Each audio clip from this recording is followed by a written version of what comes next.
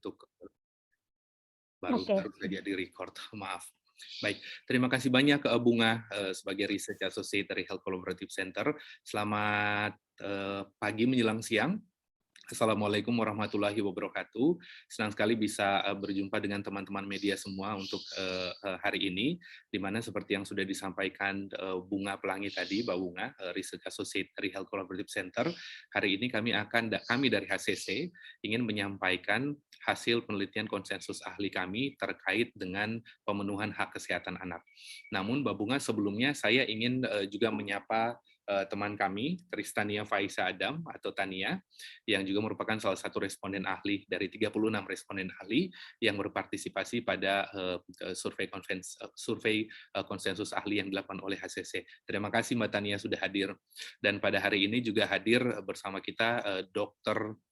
Yitro Wilar, spesialis MKK spesialis okupasi yang merupakan Managing Director dari Health Collaborative Center, dan juga hadir teman-teman dari Personal Growth Consulting yang merupakan juga tim responden ahli penelitian. Baik. Baik, terima kasih untuk menyampaikan materi secara singkat saja tentang hasil penelitian kami. Saya mohon izin untuk share screen ya, teman-teman semuanya, Bunga dan teman-teman semuanya. Mudah-mudahan sudah terlihat screen-nya. Mudah-mudahan sudah terlihat ya, Bunga ya, screen-nya. Ya, sudah terlihat, silakan Baik, Mas Rey. terima kasih banyak. Jadi pada hari ini kami dari Health Collaborative Center akan menyampaikan kepada teman-teman media semuanya mengenai hasil penelitian kami yang bertajuk pemenuhan hak kesehatan anak Indonesia, di mana penelitian ini atau sesi ini dalam bentuk pemaparan hasil penelitian, saya sendiri, Rey Wagi Basrowi, sebagai peneliti utama bersama dengan Bunga Pelangi yang merupakan Research Associate yang melaksanakan penelitian, field operation penelitian ini. Baik. Sedikit saja memberikan penggambaran kepada teman-teman media semuanya, sebenarnya tujuan penelitian ini adalah kita, seperti yang sudah disampaikan tadi, ini masih merupakan rangkaian momentum peringatan Hari Anak Nasional 23 Juli 2021. Sekaligus 31 tahun Indonesia sudah meratifikasi konvensi hak anak, di mana kami sesuai dengan bidang dari Health Collaborative Center menginisiasi suatu penelitian berbasis konsensus ahli bersama dengan para praktisi kesehatan anak. Nanti saya akan share bersama-sama siapa saja responden yang berpartisipasi dalam konsensus ahli ini. Kemudian penelitian yang bertajuk meninjau pemenuhan hak kesehatan anak ini kami buat dengan objektifnya adalah sebagai bahan diskursus atau bahan untuk mendapatkan makro analisis, sehingga kami berharap dapat merefleksikan kepada negara, kepada bangsa ini, bagaimana sebenarnya hak kesehatan anak Indonesia setelah 31 tahun negara ini meratifikasi konvensi hak-hak anak, di mana kita ketahui bersama KHA atau konvensi hak anak, salah satu komponen terpentingnya adalah memastikan pemenuhan hak kesehatan anak. Secara khusus, penelitian ini ingin menggambarkan pemenuhan hak kesehatan anak dari kondisi makro deskriptif saja, jadi tidak secara detail melihat aspek-aspek terkait dengan pelaksanaan pemenuhan kesehatan, tetapi lebih pada kualitatif saja untuk melihat bahan advokasi apa yang bisa bahan advokasi apa yang bisa kami sampaikan kepada seluruh pemangku kebijakan, terutama dalam hari ini kepada pemerintah melalui teman-teman media. Itu sebabnya kami menjadikan publikasi pertama hasil penelitian kami ini kepada teman-teman media sekalian. Ya, baik. Penelitian ini sendiri kami lakukan dengan metode mix method, yaitu dua metode, yaitu studi literatur, kemudian kami validasi dengan konsensus ahli dan praktisi. Jadi penelitian mix method ini merupakan penelitian yang sudah lazim dilakukan oleh lembaga penelitian yang ingin memberikan public policy result atau assessment. Setelah dilakukan studi literatur untuk melihat apa saja tinjauan data, tinjauan pustaka, informasi, dan artikel ilmiah, termasuk dari laporan-laporan dari NGO, non-government organization, termasuk dari akademisi, universitas, dan pemerintah, fokus pada permasalahan anak usia 0 hingga 18 tahun. Kemudian hasil studi literatur ini kami validasi melalui konsensus ahli. Karena masih masa pandemi, biasanya kalau dulu kan kita melakukan FGD, teman-teman media, sekarang kita khusus melakukan konsensus ahli saja secara online, karena masa pandemi. Waktunya sejak bulan Juni kita sudah melakukan formulasi studi literatur, kemudian pada bulan Juli sekitar 2 minggu dilakukan konsensus ahli dan validasi. Nah, ini untuk sedikit memberikan penggambaran magnitude of the power dari penelitian kami.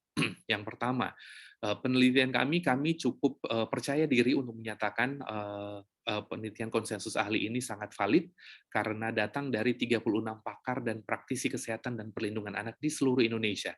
Datang dari 13 provinsi. Jadi 36 pakar ini datang dari 13 provinsi yang sudah mewakili berbagai area di tanah air, baik dari Indonesia Barat sampai di Indonesia Timur, Indonesia Tengah dan juga Indonesia Timur, meskipun banyak yang masih dari Pulau Jawa dan Pulau Jawa terutama. Kemudian mengenai aspek ekspertisi atau keahlian, penelitian ini mendapatkan atau datang para responden ahli ini dari 4 klaster multidisiplin utama. Dan ini sudah merupakan 4 klaster yang terkait langsung dengan pemenuhan hak anak, terutama hak kesehatan anak.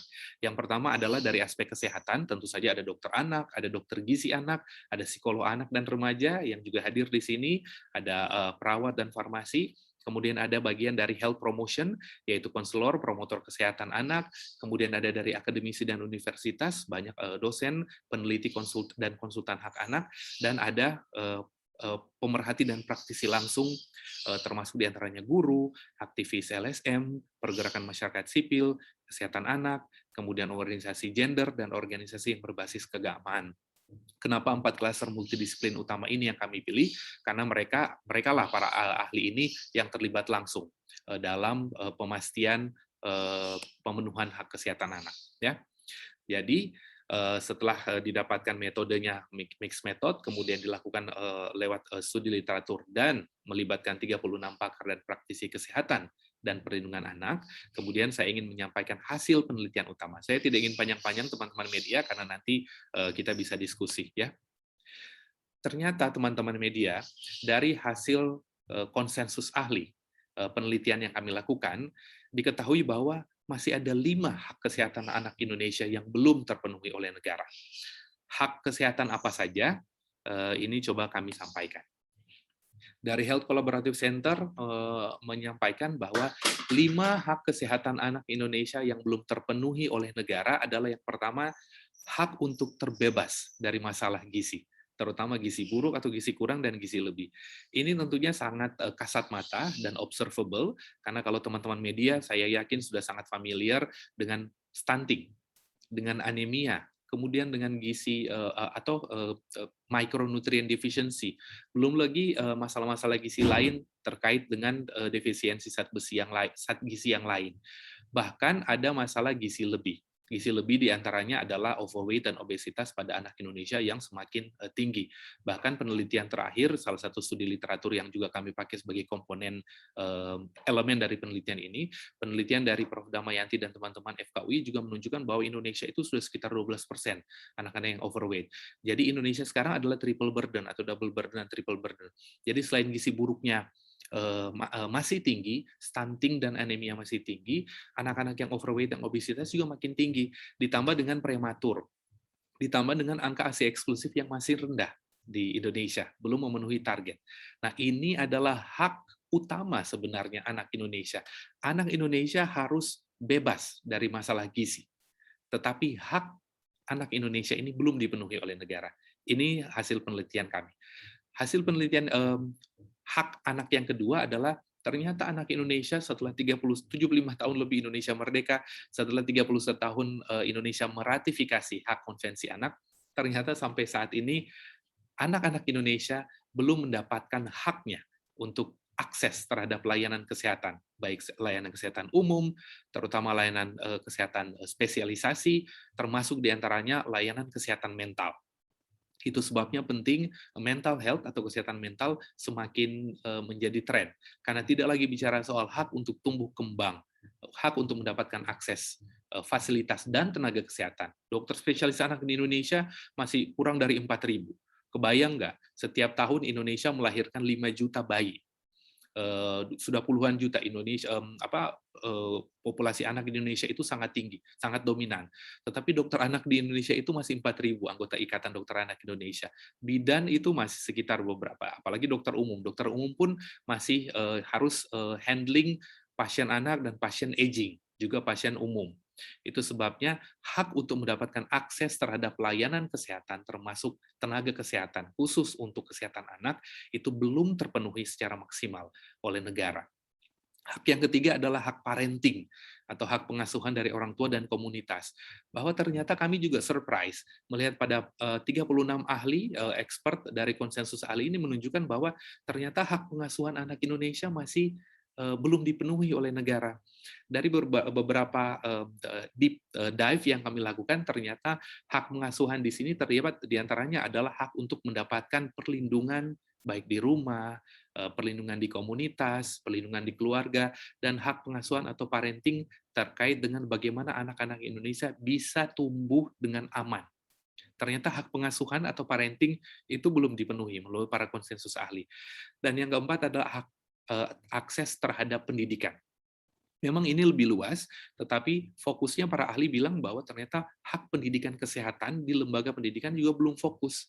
Bahwa pendidikan reproduksi, pendidikan terkait gizi di sekolah, itu belum dipenuhi secara maksimal oleh kurikulum di Indonesia. Dan terakhir adalah hak untuk dilahirkan dengan selamat dan hidup. Ingat teman-teman media, saya yakin sudah sangat aware, angka kematian ibu dan angka kematian bayi, terutama neonatal death, angka lahir mati, kemudian angka kematian di 30 hari pertama itu masih tinggi. Anak-anak Indonesia masih banyak yang belum bisa menikmati usia sampai 1 bulan. Mereka meninggal. Bahkan masih banyak angka kematian di bawah 1 tahun. Banyak anak-anak Indonesia, bayi Indonesia yang tidak bisa merayakan ulang tahun yang pertama. Nah, hak untuk lahir selamat dan hidup ini juga merupakan hak kesehatan yang belum terpenuhi oleh negara. Bahkan teman-teman, dari beberapa deep dive yang kami lakukan, melalui konsensus ahli ini, para ahli juga menyatakan bahwa masa pandemi ini membuat 5 hak kesehatan ini menjadi semakin sulit untuk dipenuhi. Ya. Tetapi kami tentu saja melakukan penelitian harus memiliki tanggung jawab moral bahwa selain mengetahui isu, secara hipotesis ada isu, tapi kami juga ingin mendapatkan rekomendasi intervensi. Kami ingin mencari solusi. Nah, dari konsensus ahli dan studi literatur yang kami lakukan, penelitian ini, kami dari Health Collaborative Center kemudian melakukan summary atau konklusif bahwa masalah-masalah pemenuh hak kesehatan anak 5 hak tadi yang belum terpenuhi sebenarnya dapat diintervensi, dapat dipercepat, dapat diakselerasi dengan 7 rekomendasi intervensi ini. Yang pertama, 7 rekomendasi intervensi HCC yang diperoleh dari konsensus ahli. Harus mempercepat dan pengembangan integrasi program kesehatan anak dengan berbagai lintas sektor. Terkesannya dinamis dan di awang-awang. Tetapi kalau teman-teman lihat pengembangan integrasi itu poin yang penting. Bahwa sekarang Kementerian Kesehatan, Kementerian Negara, Pemberdayaan Anak, kemudian Kemensos dan lain-lain itu harus punya program integrasi. Ini yang kami maksudkan pengembangan integrasi. Jadi program kesehatan itu bukan hanya milik Kementerian Kesehatan atau bukan hanya milik organisasi profesi kedokteran anak, tetapi harus menjadi program yang integral. Nah, ini yang merupakan rekomendasi pertama. Harus punya satu program yang melibatkan multi stakeholder. Kalau stunting kita lihat pemerintah sudah melakukan sudah menunjukkan banyak perkembangan ya, kita harus mengapresiasi. Contohnya Presiden sudah menunjuk BKKBN untuk menjadi leading sektor stunting. Itu luar biasa. Jadi tidak lagi terstruktur pada Kementerian Kesehatan, Kementerian Kemenek PP dan lain-lain, tetapi ada leading sektor untuk melakukan koordinasi. Nah, model pengembangan integral seperti ini yang harus dilakukan sesering mungkin, sebanyak mungkin oleh pemerintah. Kemudian yang kedua adalah mempererat komitmen para stakeholder. Komitmen ini yang sekali lagi masih abstrak, tetapi yang harus diingat di Konvensi Hak Anak itu sudah jelas-jelas disebutkan komitmen apa saja. Saya pikir teman-teman media sudah sangat familiar dengan itu. Termasuk penyelesaian, komitmen penyelesaian. Jadi kalau Presiden bilang bahwa nggak boleh lagi akan ada anak stunting karena stunting itu bisa missing generation, ya benar, tetapi harus juga dibarengi dengan peningkatan investasi investasi health economics, investasi budgeting untuk intervensi nutrisi dan baik nutrisi yang kritikal maupun sensitif. Kemudian yang ketiga adalah karena salah satu masalahnya adalah aspek edukasi, ternyata para ahli sepakat untuk mengembangkan intervensi edukasi masyarakat dengan sasaran utama program kesehatan anak. Jadi jangan lagi ada kurikulum yang terlalu ngambang di sekolah. Harus ada khusus kurikulum edukasi kesehatan anak. Itu rekomendasi yang ketiga. Kenapa? Karena ada begitu banyak penelitian bilang bahwa kalau edukasi dilakukan sejak di pendidikan dasar, itu pasti akan ada peningkatan PSP, pengetahuan sikap dan perilaku, dan itu baik untuk bangsa. Yang keempat adalah infrastruktur kesehatan. Sekarang posyandu masih banyak ditutup, nah sebaiknya harus dipikirkan dong sekarang. Ada beberapa expert yang mengatakan, yang kami compile dari HCC, bahwa ternyata telemedicine di Indonesia itu belum berkembang dan belum merambah sampai ke kesehatan anak. Ayo pemerintah, seharusnya kami dari HCC kami dari Health Collaborative Center ingin saya tidak ingin secara positif kami dari Health Collaborative Center ingin mengadvokasi pemerintah untuk mempercepat ketersediaan infrastruktur akses telemedicine terkait kesehatan anak. Kemudian yang kelima, mendorong inisiasi dan pembuatan serta implementasi kebijakan berbasis bukti. Evidence-based medicine. Jangan lagi kemudian satu kebijakan kesehatan anak itu hanya berdasarkan pertimbangan politis. Tidak boleh lagi sekarang. Prof. Aman Pulungan, ingat, yang dari Ikatan Dokter Anak Indonesia mengatakan bahwa semua kebijakan kesehatan anak Indonesia harus evidence-based. Health Collaborative Center melalui konsensus ahli ini juga mengajak pemerintah untuk semakin getol, semakin aktif membuat evidence-based medicine assessment terhadap implementasi kebijakan kesehatan anak Indonesia. Kemudian desentralisasi ini penting, local wisdom itu penting sekali. Pendekatan kesehatan anak di Padang, di Manado, itu mungkin di Gorontalo, itu mungkin beda dengan di Jawa. Nah, desentralisasi program kesehatan anak harus dilakukan dan ini sudah diperkuat dengan rekomendasi ahli. Dan yang terakhir adalah penyediaan serta pengembangan fasilitas kesehatan yang ramah dan inklusif. Poin inklusif ini penting sekali karena anak-anak dengan disabilitas, ingat, disabilitas itu bukan hanya fisik tetapi mental juga. Itu sebabnya nanti di sini ada teman-teman dari personal growth, juga ada Mbak Tania ya yang juga sangat getol berbicara tentang aspek inklusivitas kesehatan anak termasuk kesehatan mental.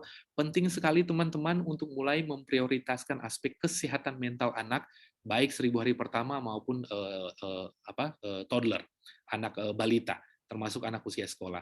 Karena hanya dengan kesehatan mental yang baik dapat mendukung kesehatan dan pertumbuhan fisik atau tumbuh kembangnya.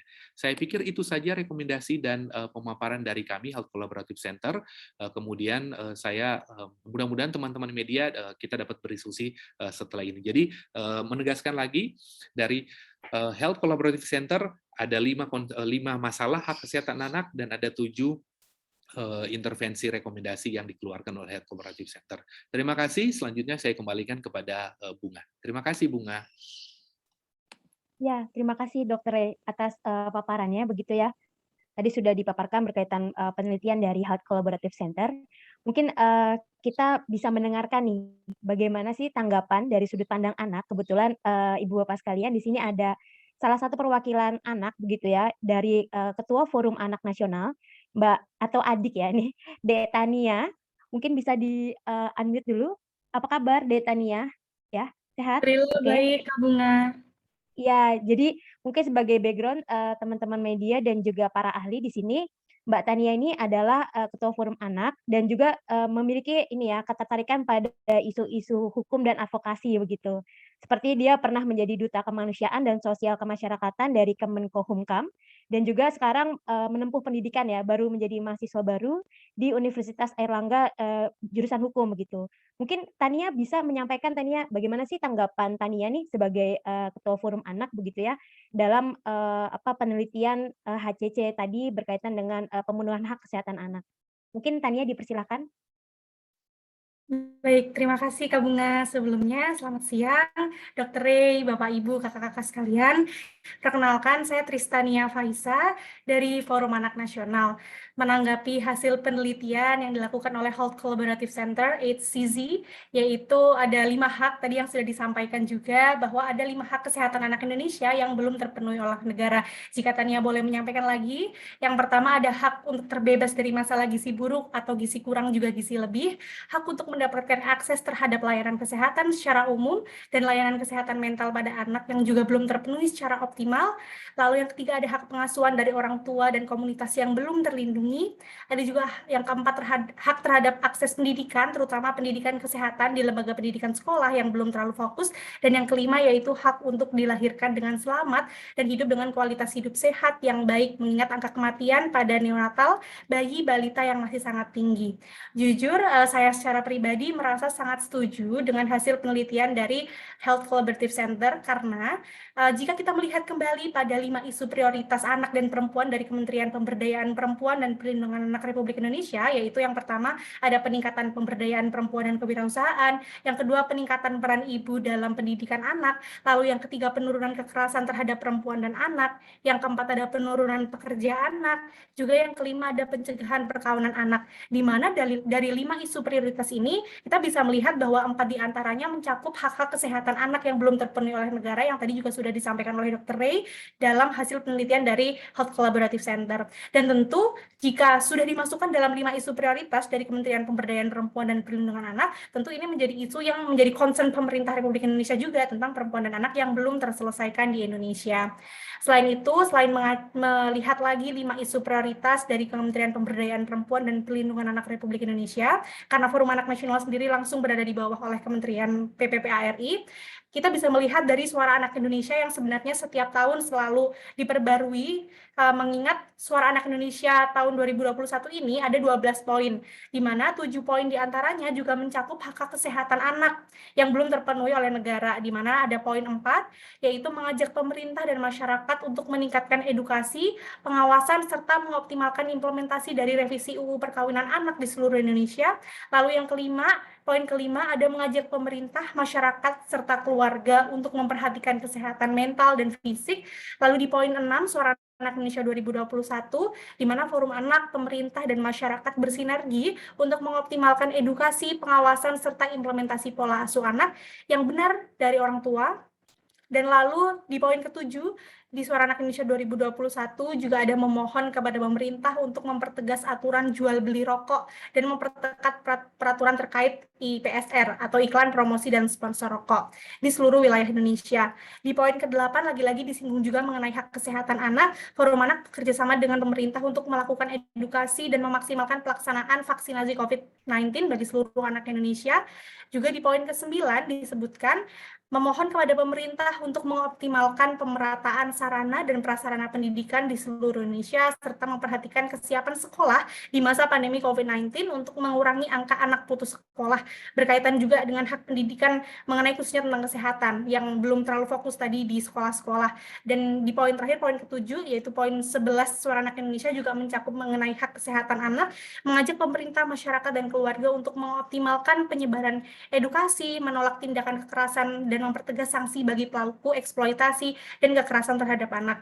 Dari 12 poin, ada 7 poin yang mencakup juga mengenai hak kesehatan dasar anak yang belum dipenuhi oleh pemerintah atau negara, juga seluruh lapisan masyarakat. Karena pada dasarnya pemenuhan hak anak itu tidak hanya oleh pemerintah saja, tapi juga oleh masyarakat, juga teman sebaya si anak-anak tersebut. Dan jika mengacu lagi pada SI 2021, juga SI sebelumnya, tentu hal ini juga menjadi isu yang cukup harus diperhatikan untuk diselesaikan oleh negara mengenai hak dasar kesehatan anak yang belum terpenuhi. Dan Suara Anak Indonesia ini tidak hanya dibentuk oleh anak-anak yang ada di tingkat nasional saja, Forum Anak Nasional, tapi pembentukannya dimulai dari tingkat kelurahan, desa, kecamatan, kabupaten, kota, sampai ke provinsi dan sampai ke nasional. Tentu ini menjadi isu yang prioritas dan mayoritas dari anak-anak di Indonesia yang mereka suarakan, dan tentu ini sesuai dengan penelitian yang dilakukan oleh Health Collaborative Center.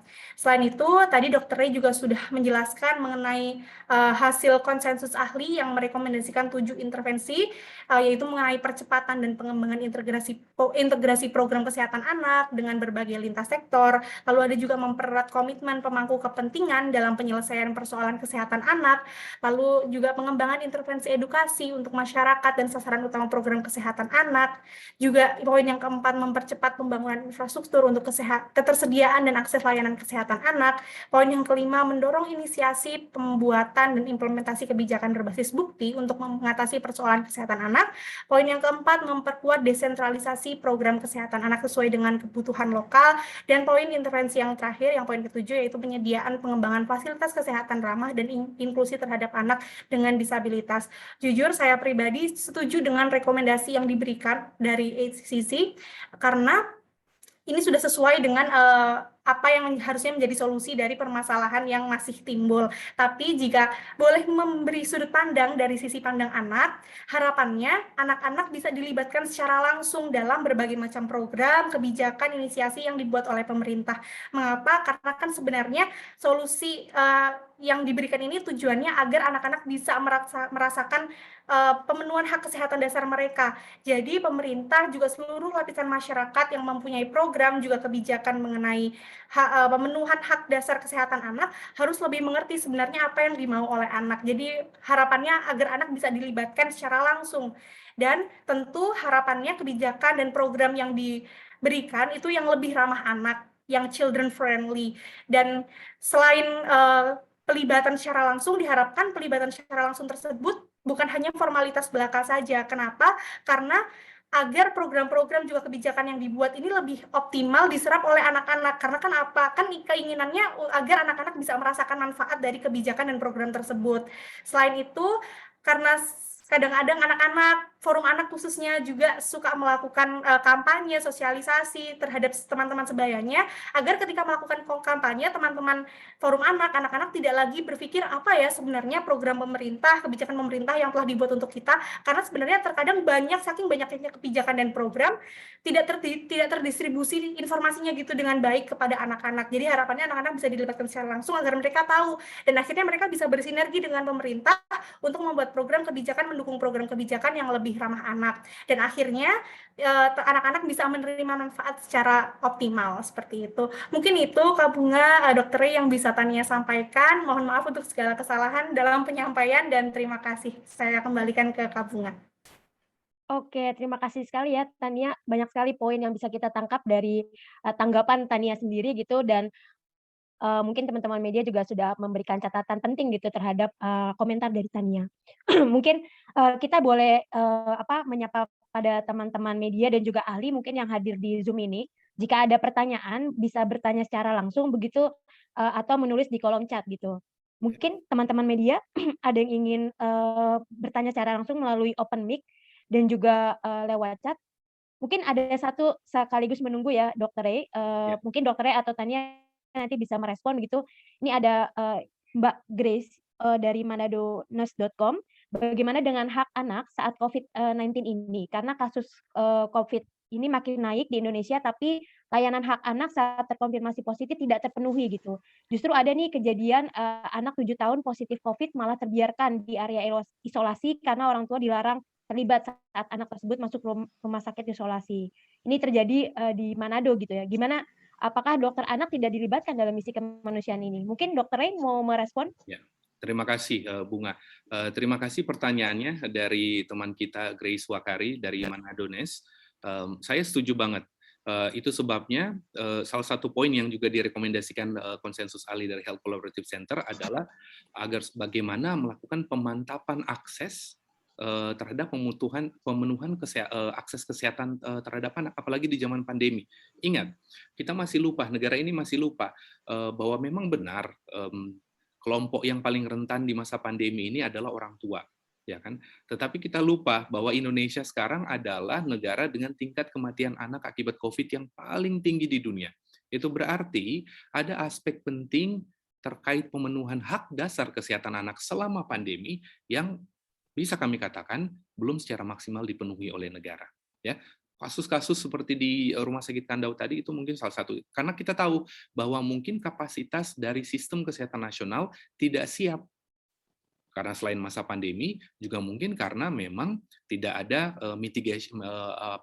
rencana mitigasi khusus untuk pasien-pasien anak yang terkonfirmasi atau terpapar COVID-19. Jadi poin kami ini, saya pikir poin dari teman kita Grace Wakari align dengan Health Collaborative Center rekomendasinya bahwa emang betul bahwa bahkan di masa pandemi, dalam keadaan normal saja tanpa pandemi, hak kesehatan anak untuk mendapatkan akses fasilitas itu belum terpenuhi secara maksimal, apalagi pandemi.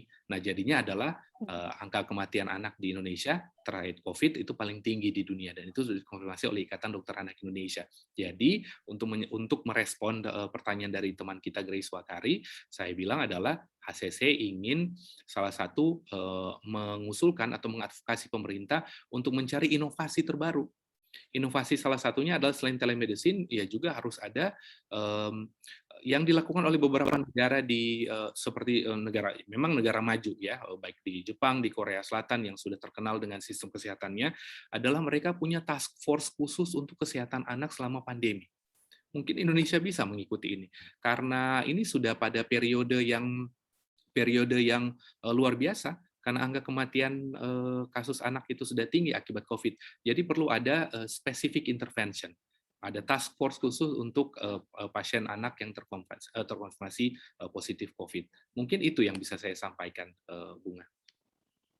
Oke, terima kasih Dokter Ray. Mungkin ini saya lanjut ke pertanyaan di chat juga begitu ya, dari Cynthia, dream.co.id begitu. Tadi sempat disebutkan oleh Dokter Ray bahwa fitur telemedicine itu masih kurang ramah ya untuk anak. Bisa dijelaskan mungkin lebih lanjut, apa saja yang bisa ditingkatkan dari fitur-fitur yang telemedicine yang agar lebih ramah anak? Ini mungkin Tania juga bisa menjawab ya Mas Ray ya? Karena Ya, kan sebagai sudut pandang anak tentu saja. melihat telemedicine gitu, heeh. Kira-kira yang ramah anak ini seperti apa sih Tania dan juga Dokter Ray? Baik, kalau mungkin saya bisa jawab terlebih dahulu sebelum Mbak Tania. Mhm. Fitur telemedicine yang ramah anak adalah fitur telemedicine yang dapat mengganti conventional services, yang dapat mengganti pelayanan rutin di masa di luar pandemi.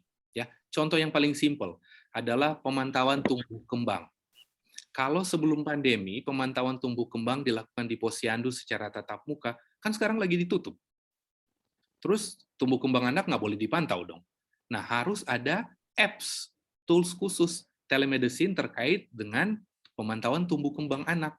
Nah, harusnya pemerintah dan organisasi atau stakeholder terkait sudah harus berpikir nih, ada nggak sih apps-apps khusus yang bisa mengganti pemantauan tumbuh kembang lewat telemedicine tanpa tatap muka. Dan itu sudah banyak. Teman-teman milenial, ada beberapa teman-teman milenial saya lihat di Surabaya, di UI, itu banyak yang melakukan inovasi dengan melihat image recognition atau artificial. Jadi penggunaan artificial intelligence untuk pemantauan tumbuh kembang anak itu sekarang bukan lagi menjadi suplementasi, tetapi menjadi kewajiban. Dan pemerintah wajib menyediakan apps pemantauan tumbuh kembang secara telemedicine menggunakan artificial intelligence selama masa pandemi. Ini penting dan nggak bisa ditawar-tawar. Anak nggak boleh disuruh ke posyandu, anak sehat nggak boleh disuruh ke puskesmas karena nanti potensi terpapar tinggi. Jadi yang ya orang tua diberikan apps dong. Ya, dan apps-nya itu kan telemedicine sudah banyak di Indonesia. Kemudian pemain-pemain telemedicine itu, medtech itu udah untung besar di Indonesia selama pandemi. Bahkan pemerintah bisa membuat satu undang-undang khusus Permenkes khusus untuk e-prescription. Yang masih kurang adalah telemedicine pemantauan tumbuh kembang menggunakan artificial intelligence. Kalau pemerintah bisa memberikan lingkungan yang baik untuk bisnis telemedicine berkembang di Indonesia, jangan lupakan pengembangan telemedicine khusus untuk anak. Nomor satu adalah pemantauan tumbuh kembang secara telemedicine dengan menggunakan artificial intelligence. Tools-nya ada, apps-nya ada. Libatkan organisasi universitas. Libatkan, ada banyak nih pakar-pakar artificial intelligence.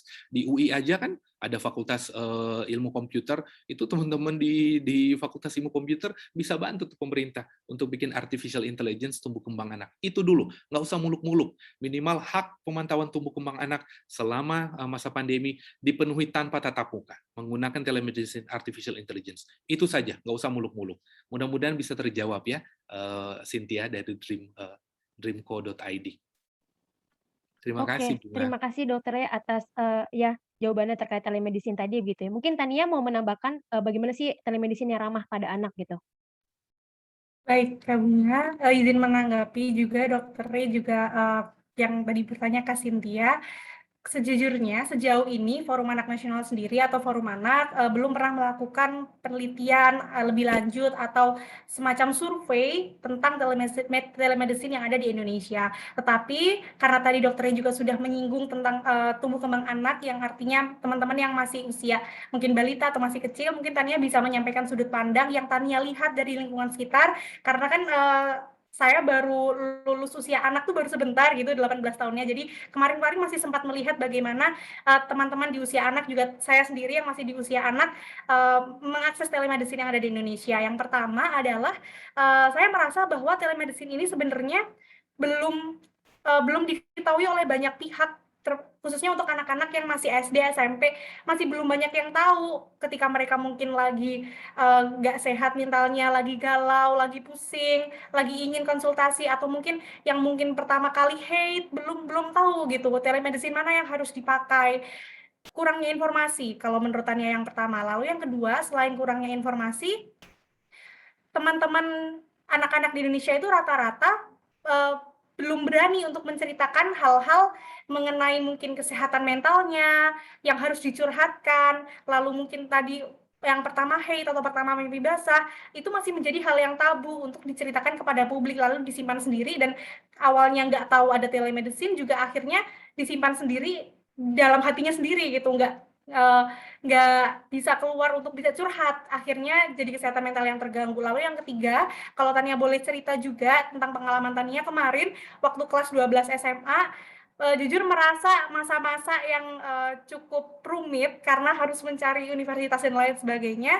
Jujur sempat sedikit pusing, sedikit galau, dan butuh curhat ke psikolog. Tapi karena masalah pandemi COVID-19 seperti ini, tidak ada akses untuk bisa ke psikolog secara langsung karena takut terpapar. Akhirnya Tania sendiri pernah coba mencari telemedicine yang ada di Indonesia, tetapi terbatas oleh mahalnya biaya. Karena kalau nggak salah waktu itu Tania secara pribadi sekitar 100.000 gitu. Dan kadang mikir juga, aduh ini 100.000 buat konsul ke psikolog worth it nggak ya gitu. Apa aku bakal dimarahin ibu nih jangan-jangan menghabiskan 100.000 untuk konsul. Padahal sebenarnya konsul hal-hal yang memang harus dikonsulkan agar gak jadi beban pikiran itu kan penting untuk anak-anak Indonesia, terutama mengenai kesehatan mentalnya. Jadi dari informasinya, dari anak-anaknya sendiri yang masih menganggap cerita ya ke orang terdekat aja, bukan ke ahli gitu. Kenapa harus ke ahli? Lalu untuk biayanya juga untuk ke aksesibilitasnya belum baik kalau menurut Tania. Oke, terima kasih sekali ya Tania, ini membawa diskusi kita pada pertanyaan selanjutnya Ya, ya. tapi Menarik, mungkin bahwa sebentar Bunga, mungkin sekali oke, lagi ingin ditegaskan, mhm, mungkin yang masih kurang adalah saat ini buku buku tumbuh pemantauan tumbuh kembang yang masih buku merah ya, muda itu, KIA, buku iya, KIA itu kan masih print out. Nah, mungkin udah bet saatnya pemerintah itu wajib, pemerintah sekarang di masa pandemi itu mendigitalisasi pemantauan mhm, tumbuh kembang dengan artificial intelligence. Mulai aja dengan bukunya itu dulu, dibikin digital format dan bisa diakses secara secara jarak jauh. Itu juga penting sekali. oke. Ya, terima kasih Oke, terima Bunga. kasih. Iya, jadi tadi Mas Rey melihat dari tumbuh kembang anak ketika bayi dan balita begitu, kemudian Tania menambahkan pada usia selanjutnya ya, bahwa ya anak itu kan 0 sampai 18 tahun dan kita bisa melihat bahwa ada masa kehidupan yang panjang begitu ya untuk kalau ngelihat, sudut pandang kesehatan anak gitu. Tadi Tania juga sudah menyampaikan nih, sesuai dengan diskusi kita selanjutnya nih, dari Kak Aisyah dari Tribun gitu menanyakan nih, tadi kan sempat disebutkan oleh Dokter Ray bahwa isu kesehatan juga penting bagi semua orang, khususnya untuk anak.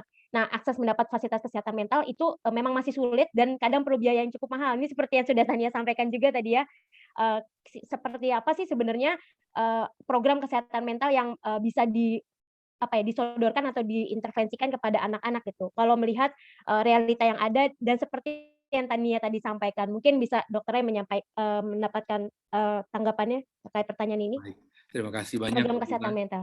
Ya, Iya. terima kasih banyak juga Ibu Aisyah atau Mbak Aisyah dari Tribun News. Benar, ini pertama sebelum saya jawab program seperti apa rekomendasi kami adalah yang pertama adalah kenapa ini menjadi sulit, menjadi aksesnya menjadi mahal karena awareness terhadap kesehatan mental pada anak itu masih terbatas. Masih banyak yang bilang bahwa anak yang punya depresi atau kesehatan mental terganggu pada anak itu biasanya hanya pada golongan ekonomi atas. Bahwa ternyata itu bukan hal yang sebenarnya. Kesehatan mental atau aspek gangguan kesehatan mental itu terjadi pada semua sektor segmen ekonomi. Ya, nah itu sebabnya dan saya setuju banget dengan Mbak Aisyah bahwa aksesnya itu masih jelek banget di Indonesia terkait kesehatan mental. Teman-teman seperti Personal Growth yang juga hadir hari ini dan menjadi salah satu responden itu masih berapa sih? Gitu, dan masih banyak di kota-kota besar gitu.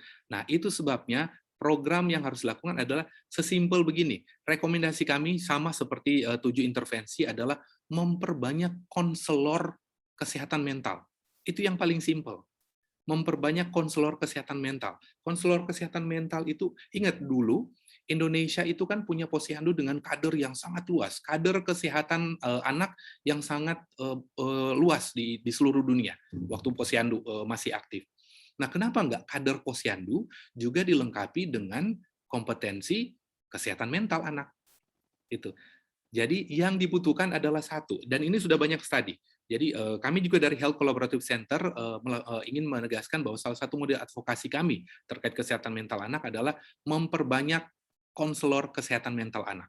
Mulai saja dengan kader posyandu. Kader posyandu itu diberikan kompetensi kesehatan anak.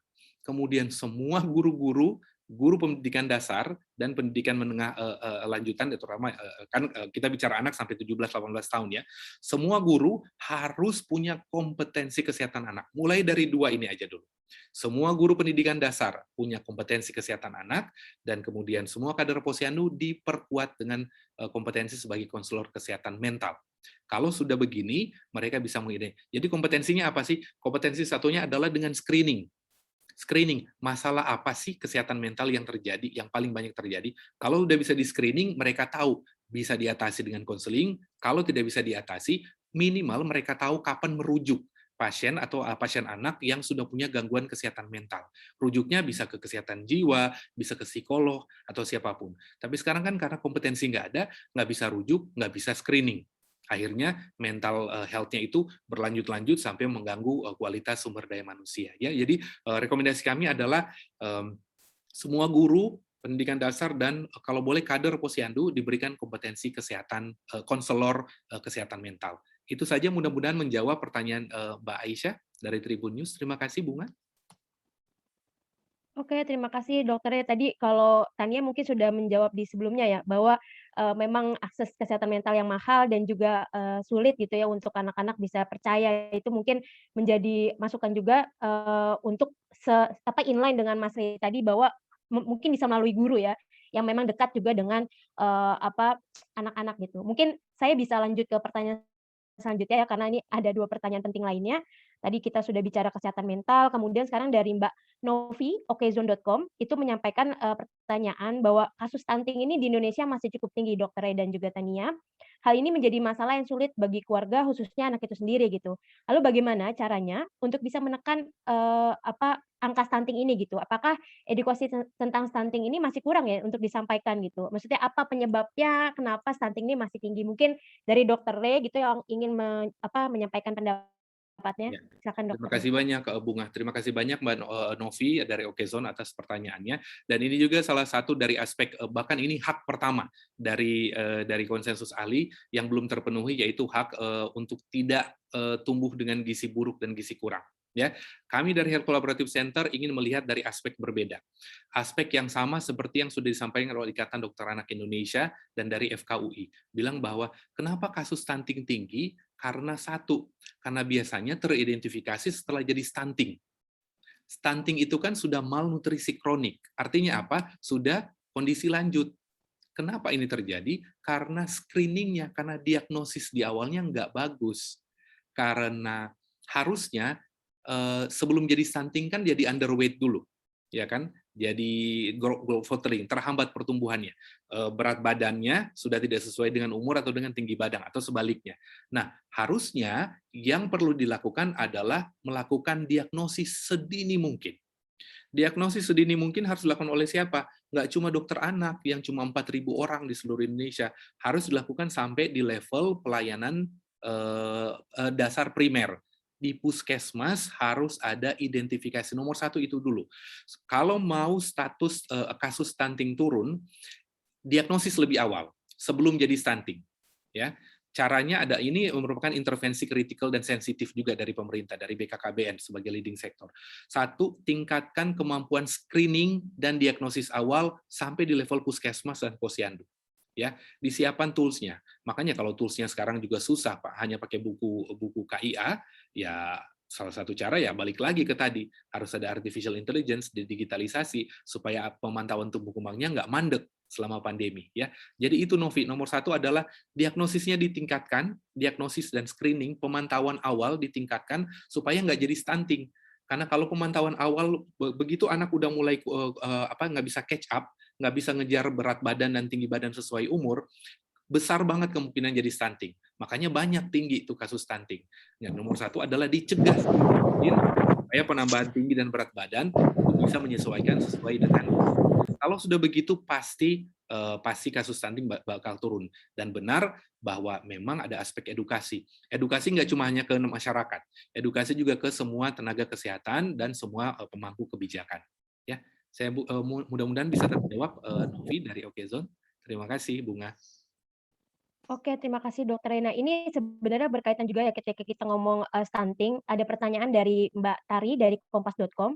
Tadi disebutkan juga bahwa selain gizi buruk, anak juga punya hak untuk terbebas dari gizi lebih gitu, Mas Rey. Selama ini anak-anak yang gemuk itu justru dianggap sehat dan menggemaskan ya kalau di budaya kita begitu. Padahal jika kelebihan berat badan itu akan ketika dibiarkan akan meningkatkan resiko berbagai penyakit gitu. Apa yang bisa dilakukan pemerintah dan juga orang tua terkait hal ini gitu? Mungkin Mas Rey ingin menanggapi dan juga mungkin Tania ketika di lingkungannya ya, ini kan body image dan lain sebagainya macam itu di anak-anak ya, tentang menanggapi berat badan tubuh itu bagaimana sih? Mungkin dari Dokter Rey dulu, nanti boleh ke Tania. Silakan Ya, Dokter Rey. terima kasih banyak, Bunga. Jadi terima kasih banyak pertanyaan dari Bestari, kompas.com, bahwa betul memang gizi lebih Indonesia sekarang juga kita sudah double burden ya. Jadi apa yang bisa dilakukan pemerintah dan orang tua terkait hal ini? Nomor satu adalah penguatan kapasitas promosi kesehatan. Kapasitas promosi kesehatan itu harus orientasinya adalah orientasi double burden. Mbak Bestari dan teman-teman media sekalian, stunting memang masih masalah besar di Indonesia. Anemia pada anak masih masalah besar. Tapi ingat, masalah obesitas dan overweight pada anak juga sudah mulai mengancam. Jangan sampai semua investasi hanya fokus ke stunting, hanya fokus ke anemia. Promosi kesehatan terkait gizi lebih itu juga harus diinvestasikan. Itu dulu, ada alokasi investasi dari pemerintah. Kalau itu yang harus dilakukan pemerintah. Kemudian yang kedua adalah modul-modul gizi, modul-modul pendidikan gizi. Itu kenapa sekarang jelek diagnosis awalnya, itu karena modul pendidikan gizi belum mencapai modul kurikulum di pendidikan dasar. Ya, ada nggak sih pendidikan gizi? Dulu 4 Sehat 5 Sempurna ada, tapi hanya sebatas ada beberapa bab, ya kan? Sekarang kalau kita tahu, kalau negara ini, kalau Pak Presiden sudah menjelaskan masalah stunting, anemia, dan masalah gizi itu adalah masalah utama kesehatan anak di Indonesia, mulai dengan hal yang paling mendasar yang dilakukan oleh negara-negara maju. Masukin kurikulum pendidikan gizi di kurikulum pendidikan dasar. Ya, itu dulu. Karena hanya dengan begitu maka awareness dan edukasi itu udah mulai di tingkat komunitas. Kemudian perkuat kapasitas diagnostik dan screening di tenaga kesehatan sampai di level layanan primer. Ingat, bukan hanya gangguan tumbuh kembang underweight, tapi overweight itu juga susah banget diidentifikasi secara dini di layanan primer. di layanan kesehatan primer, terutama di puskesmas dan posyandu. Diperkuat tools-nya, diperkuat kapasitas tenaga kesehatan di layanan primer. Hanya dengan dua cara ini, sama seperti konsensus ahli tadi juga sudah bilang, rekomendasinya adalah memperkuat kapasitas diagnosis dan screening sejak awal dan masukin kurikulum pendidikan gizi di kurikulum pendidikan dasar. Itu saja, Mbak Bestari, mudah-mudahan terjawab. Oke, terima kasih ya dokter. Jadi ini memang harus tersistem gitu ya, dan diagnosis itu penting gitu untuk melihat perkembangan gizi. Mungkin Tania ingin menyampaikan pendapatnya berkaitan dengan body image dan juga konsep gizi gitu ya di anak-anak. Bisa Tania? Silakan. Baik, Kak Bunga, sebelum Tania menanggapi mengenai body image, mungkin Tania ingin sedikit menyampaikan sekalian karena ada forumnya tentang tadi kesehatan mental. Sebenarnya Tania agak sedikit lupa karena ada pengalaman pribadi juga, di mana ingin menambahkan setuju juga dengan Dr. Ray, guru sekolah dasar, kalau Tania boleh menambahkan, guru BK seenggaknya harus tahu dan betul-betul paham tentang kesehatan mental, dan harapannya guru BK itu memberi saran dan solusi, bukan menghakimi.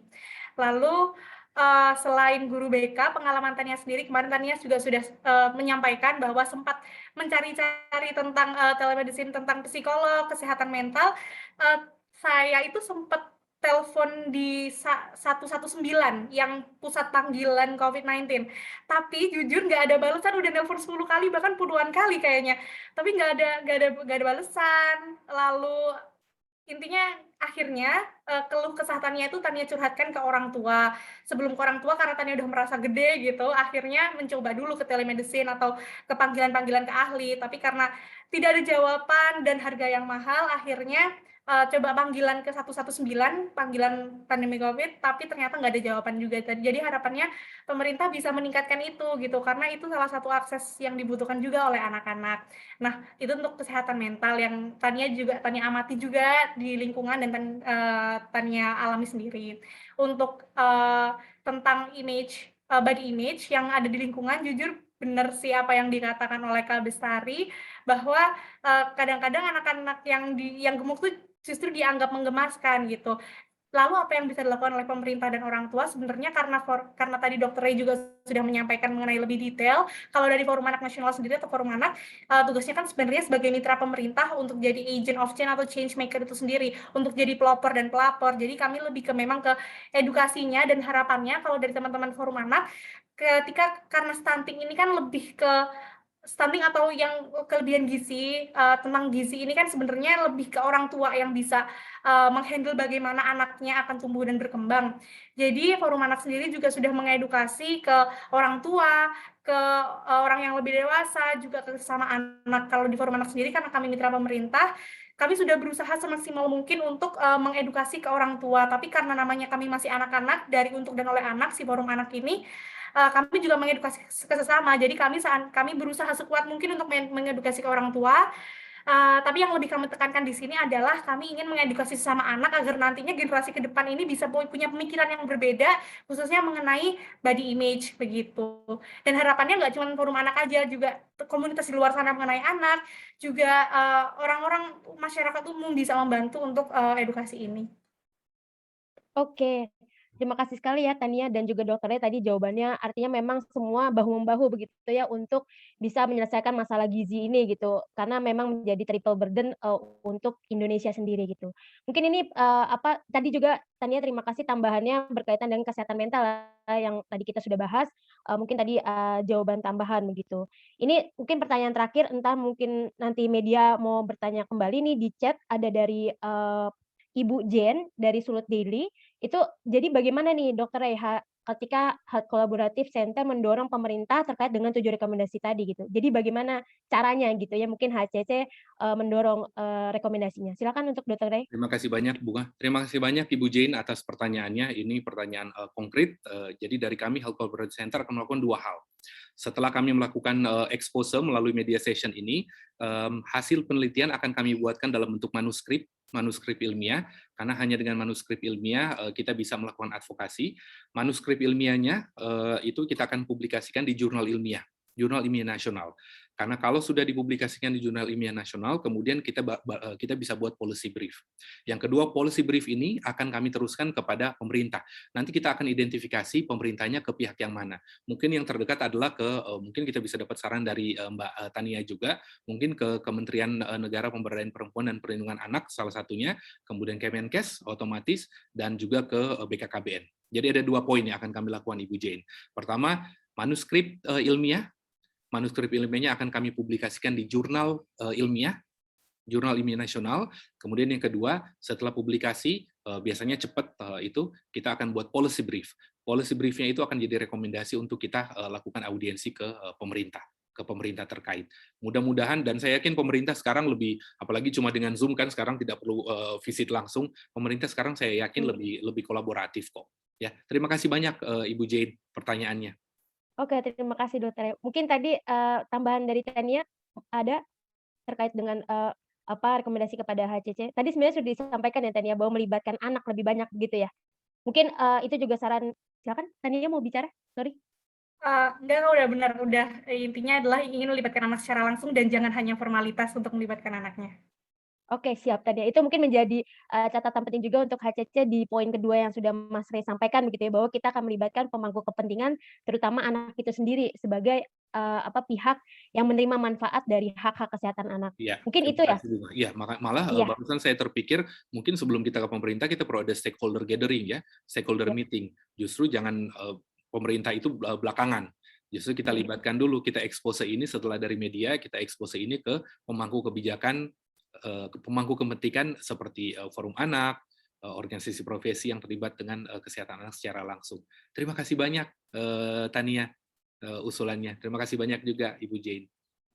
Oke, terima kasih untuk diskusinya. Mungkin dari teman-teman media tadi saya sudah lihat di chat tidak ada pertanyaan lagi. Apakah ada yang ingin ditanyakan secara langsung mungkin? Atau kami tunggu di chat kembali jika ada pertanyaan? Atau dari para ahli yang mungkin hadir di hari ini ingin menanggapi atau mungkin bertanya? Dipersilakan. Mungkin kita masih punya waktu 5 menit begitu. Iya, mungkin 1 menit dari Ibu Gia Bu Gia terkait ingin. kesehatan mental, Bu Gia, karena Ibu Gia juga Iya. merupakan salah satu responden ahli kami. Monggo, Ibu Gia. Iya, selamat siang. Terima kasih banyak Dr. Rey, Mbak Bunga, dan juga Mbak Tania dan semua media yang sudah datang hari ini. Mungkin sedikit memberi tanggapan terakhir kali ya, karena kita juga udah sudah mau selesai mengenai riset dari HCC Health Collaborative Center. Semua hak-hak yang tadi sudah dituliskan gitu, yang ditemukan gitu kan, dan juga rekomendasi intervensi yang diberikan ditemukan oleh HCC itu saya juga sangat setuju.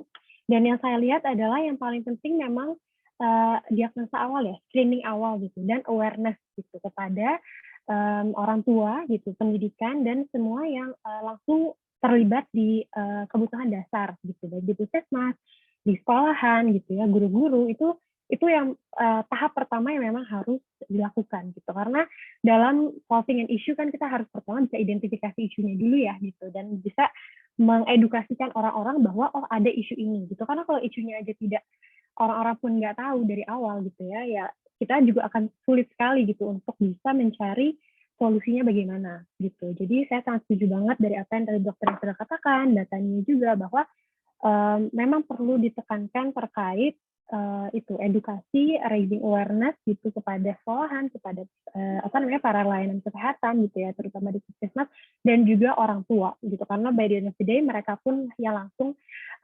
mereka the best teacher lah ya untuk pada anak-anaknya gitu, pendidik utama anak-anaknya. Mungkin itu saja sih. Oh, dan mungkin tentang kesehatan mental, betul sekali memang pelayanan kesehatan mental pada saat ini masih limited ya, masih sangat terbatas gitu, terutama juga dengan harga yang bisa menjulang gitu. Walaupun kita sekarang di Ikatan Psikologi Klinis sudah bekerja sama dengan Halodoc gitu ya, untuk memberikan telemedicine gitu dari Halodoc, ada psikolog klinis juga di sana gitu. Jadi kita juga mengusahakan supaya biayanya juga tidak terlalu tinggi, supaya semua masyarakat dari segala segmen ekonomi bisa mengakses layanan tersebut.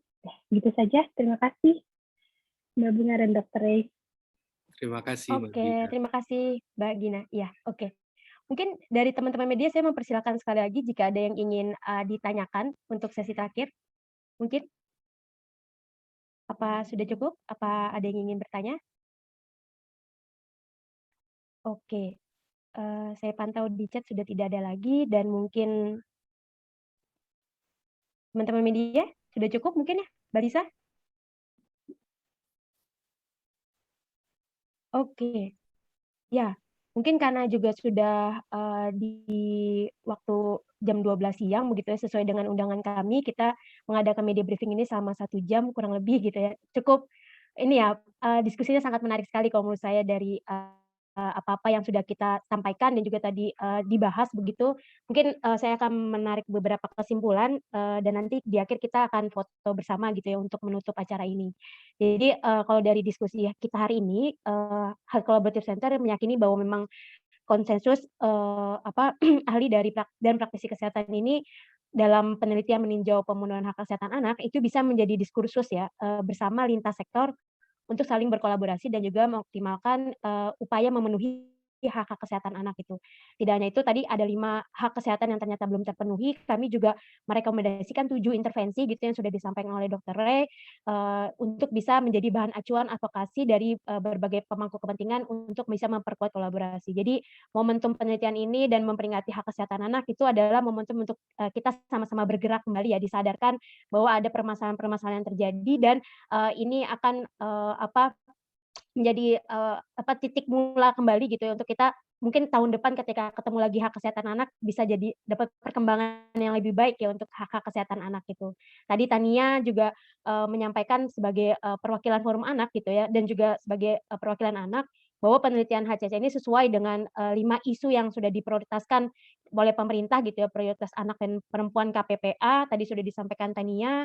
Isu kesehatan juga masuk ke dalam 7 dari 12 poin suara anak Indonesia gitu yang disampaikan di tahun 2021. Jadi memang hak kesehatan ini anak ini menjadi sangat krusial sekali ya untuk bisa diselesaikan, dipenuhi karena itu juga jadi prioritas, pembicaraan dari, anak oleh anak dan untuk anak itu sendiri di Suara Anak Indonesia gitu. Dan terakhir mungkin Tania tadi juga menyampaikan bahwa paling penting sekali rekomendasi-rekomendasi penelitian itu dan juga mungkin dari HCC secara khusus, itu harus bisa melibatkan anak gitu. Jadi anak, tentu menjadi, penerima manfaat dan juga pelaku utama itu sendiri untuk bisa memenuhi hak kesehatan anak. Mungkin di akhir, tadi kita sudah berdiskusi bahwa, banyak sekali ide-ide menarik gitu ya terkait pemenuhan hak kesehatan anak, salah satunya dari, concern pada telemedicine, bagaimana itu bisa, menjadi inovasi yang sangat, baik untuk, kondisi pandemi ini begitu. Kemudian tadi dibahas tentang kesehatan mental, gizi buruk dan lain sebagainya, yang mana semuanya itu harus perlu, kolaborasi bersama gitu. Seperti, yang diharapkan juga oleh Health Collaborative Center bahwa, pusat untuk berkolaborasi itu sangat penting sekali gitu. Mungkin itu yang bisa saya sampaikan, Ibu Bapak sekalian dan juga media. Mungkin, terakhir ada, closing statement dari Dokter Ray dan juga, Mbak Tania mungkin untuk, menutup, perbincangan kita. Silakan Dokter Ray. Saya persilakan tamu kita, Ibu Oke, Tania, karena responden ahli, kita kasih Adik Tania. kehormatan. Adik Tania, Boleh boleh. monggo Siap siap. monggo, silakan Silakan kehormatannya. Tania, ada closing statement dari Tania berkaitan dengan, media briefing hari ini. Silakan, Dek Tania. Kalau dari Tania, harapannya karena tadi juga sudah disebutkan rekomendasinya apa saja, 7 intervensi tadi, juga Forum Anak Nasional sendiri kan sebenarnya menjadi pelopor dan pelapor dan mitra pemerintah untuk jadi pelaku agar khususnya hak kesehatan dasar anak ini bisa diterima manfaatnya secara optimal gitu oleh anak-anak di Indonesia.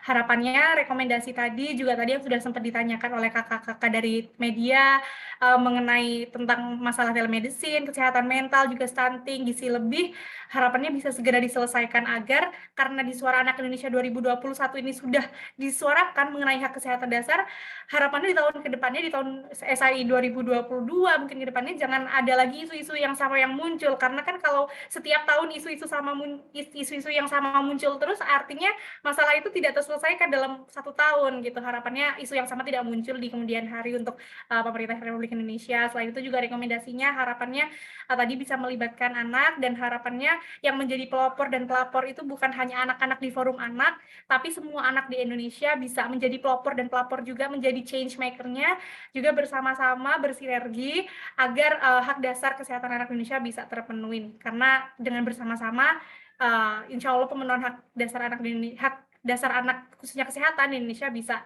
terpenuhi. Oke, terima kasih sekali ya Tania, sangat on point sekali. Silakan dokternya mungkin untuk closing statement-nya. Ya, terima kasih banyak Dek Tania dan juga Bunga. 3 poin saja berdasarkan konsensus ahli penelitian kami, Health Collaborative Center ingin menegaskan lagi bahwa hak kesehatan anak adalah hak fundamental. Kalau hak fundamental itu berarti wajib dipenuhi. Kalau wajib dipenuhi, kalau tidak dipenuhi berarti ada konsekuensi hukum. Jadi wajib dipenuhi, dan kami dari Health Collaborative Center sudah menegaskan bahwa masih ada 5 hak kesehatan anak yang belum terpenuhi setelah 31 tahun Indonesia ratifikasi konvensi hak anak, tapi kami juga come up dengan solusi, ada 7 rekomendasi intervensi yang kami yakin berdasarkan konsensus ahli dapat memastikan supaya 5 kesehatan anak yang belum terpenuhi itu dapat dipenuhi. Mudah-mudahan peringatan Hari Kesehatan Anak Nasional tahun depan, 5 hak ini sudah terpenuhi semuanya, dan seluruhnya sudah terpenuhi. Kemudian yang kedua, poin yang paling penting adalah, di masa pandemi, hak kesehatan anak menjadi semakin beresiko untuk tidak terpenuhi. Penting, kami dari Health Collaborative Center ingin menyampaikan kepada pemerintah, perlu dipikir untuk keterlibatan kesehatan anak dengan langkah-langkah inovatif. Jangan pernah malu, jangan pernah berhenti memotivasi, melibatkan semua universitas dan industri dan pihak swasta untuk berinovasi. Dan pikirin, ada digital approach untuk memaksimalkan pemantauan kesehatan anak di Indonesia. Terima kasih Bunga, terima kasih Tania dan semua teman-teman media. Oke, terima kasih. Mungkin itu adalah sesi terakhir dari diskusi kita hari ini, begitu ya. Terima kasih sekali para media yang sudah hadir, yang berkesempatan untuk mendengarkan hasil penelitian dari Health Collaborative Center. Mungkin jika ada hal-hal yang salah kata dan lain sebagainya, mohon maaf dan terima kasih kembali. Kemudian mungkin saya bisa meminta sesi dokumentasi ya, teman-teman media boleh jika berkenan membuka videonya gitu untuk didokumentasikan. Silakan teman-teman media, kami tunggu nih untuk foto bersama. Ya, bisa dibuka mungkin teman-teman media videonya. Kita tunggu dulu ya, mungkin sementara berproses untuk membuka video. Ya, mungkin teman media oke. Mungkin masih belum bisa buka video banyak ya? Oke, Mbak Amel sudah buka, Mbak Grace, Mbak Lisa, Mas Riki, kemudian yang lain apakah mungkin masih bisa kita tunggu untuk buka? Oke, Mbak Jen.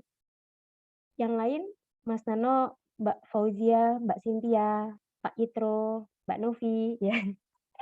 Absen saya.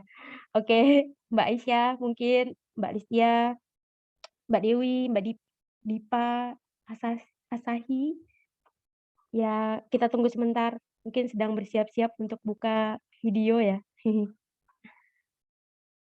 Oke, ya mungkin Mbak Lisa bisa saya pandu ya untuk pengambilan foto. Ini ada 2 slide, slide pertama 1, 2, 3. Oke, sebentar ya, sebentar, kemudian di slide kedua, 1, 2, 3. Oke, sip. Mungkin itu sudah selesai untuk fotonya. Teman-teman, terima kasih banyak. Mungkin saya tutup forum ini dengan ucapan terima kasih, dan mungkin selanjutnya jika ada koordinasi lebih lanjut oleh Mbak Lisa, begitu ya Mbak Lisa ya. Oke, terima kasih saya ucapkan untuk teman-teman media dan para ahli yang hadir di media briefing Health Collaborative Center.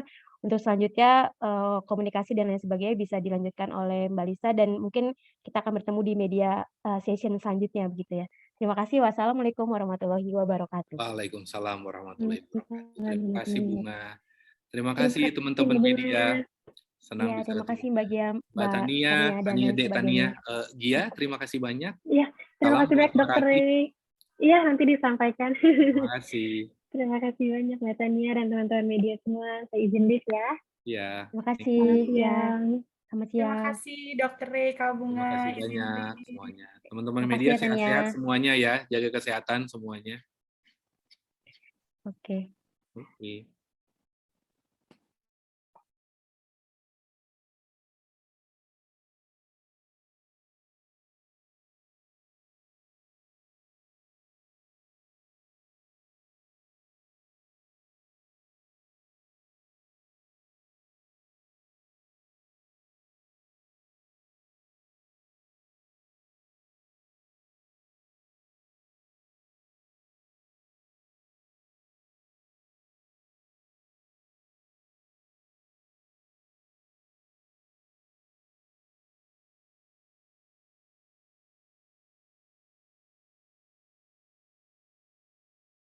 Oke ya, sudah nggak ada media lagi.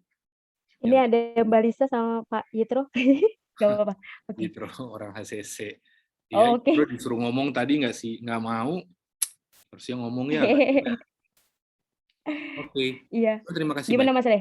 Bagus, Oke. bagus banget. Terima kasih loh, Bunga. Terima kasih banyak ini moderate-nya. Oke. Keren. Makasih banyak Lisa. Terima kasih ya Lisa. Masih di mute Mbak Lisa. Iya. Oke. Iya dokter, tadi medianya lumayan media-media besar yang datang ya dokter. Iya, Saya ya, juga alhamdulillah. Ya. alhamdulillah. Terima kasih, hebat, great job Lisa. Terima kasih banyak ya. Baik. Oke, Nanti- kita ngobrol lagi di Ya. WA kalau masih ada yang perlu kita ini.